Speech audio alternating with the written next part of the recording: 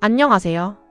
기업회생 파산 전문 권용민 변호사가 파산 절차상 환치권에 관하여 작성한 내용을 소개해드리겠습니다. 환치권은 제3자가 파산재단에 혼입된 자신의 재산을 되찾기 위한 권리입니다. 환치권은 파산관제인이 점유관리하게 된 재산 중 채무자에게 속하지 않는 재산에 대하여 제3자가 반환을 청구할 수 있는 권리입니다. 이는 채무자회생법이 창설한 권리가 아니라 실체법상 권리의 당연한 효과입니다.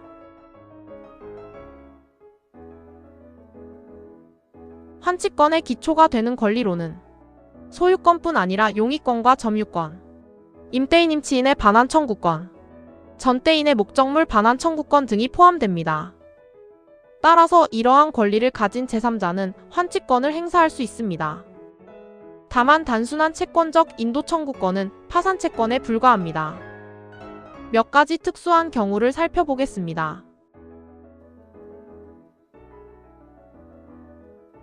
신탁재산의 수탁자가 파산한 경우, 신탁재산은 원칙적으로 수탁자의 파산재단을 구성하지 않습니다.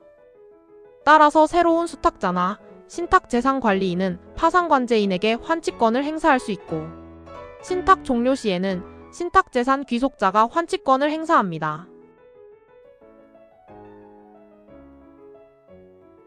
리스물건 반환 청구권은 리스업자의 권리를 환치권으로 볼 것인지 별채권으로 볼 것인지에 따라 견해가 나뉩니다.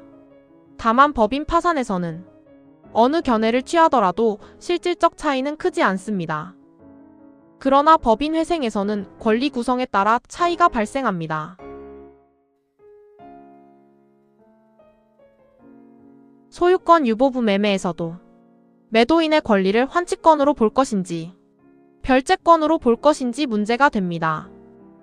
다만 회생 절차에서는 소유권 유보를 잔금채권 확보를 위한 담보로 보아 회생 담보권으로 취급합니다. 위탁 매매인이 받은 물건이나 유가증권 등은 상법상 위탁자의 소유로 봅니다. 따라서 위탁 매매인이 파산한 경우에도 위탁자는 자신의 재산이 파산재단에 속하지 않는다고 주장하며 환치권을 행사할 수 있습니다.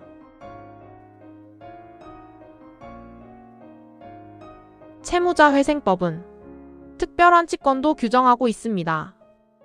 매도인이 물건을 발송하였으나 매수인이 대금을 지급하지 않고 물건도 수령하지 않은 상태에서 파산한 경우에는 매도인이 물건의 환치를 청구할 수 있습니다. 위탁 매매의 경우에도 같습니다. 또한 환치권의 목적물이 처분된 경우에는 환치권자가 대체적 환치권을 행사할 수 있습니다. 이는 환치권자에게 현물을 환치한 것과 유사한 보호를 하기 위한 제도입니다. 특히 목적물이 이미 처분된 경우에도 권리회복을 보장하기 위한 기능을 합니다. 환치권의 목적물이 처분되었지만 채무자나 파산관제인이 아직 반대급부를 수령하지 않은 경우에는 환치권자는 반대급부 청구권의 이전을 청구할 수 있습니다. 이 경우 보통 채권 양도의 방식으로 이전이 이루어집니다.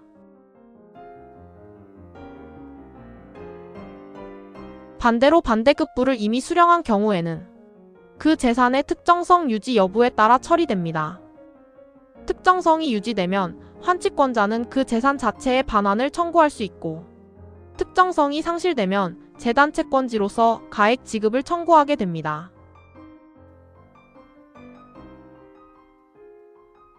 환치권은 파산 선고에 의하여 영향을 받지 않으므로 파산 절차 외에서 행사됩니다. 다만 목적 재산이 사실상 파산재단에 속한 외관을 가지므로 환치권자는 파산관제인에 대하여 환치권을 행사하여야 합니다. 환치권과 관련된 사례로는 신탁재산 환치, 특별환치권 행사, 대체적 환치권 행사 등을 들 수 있습니다. 특히 대체적 환치권은 목적물이 이미 처분된 경우에도 환치권자에게 실질적인 회복수단을 보장합니다.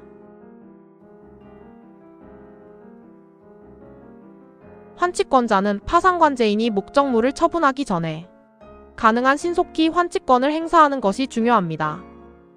또 소유권 증명서류, 계약서, 물건 특정 자료 등을 충분히 준비하여야 하고 관제인이 다투는 경우에는 소송으로 대응하여야 합니다.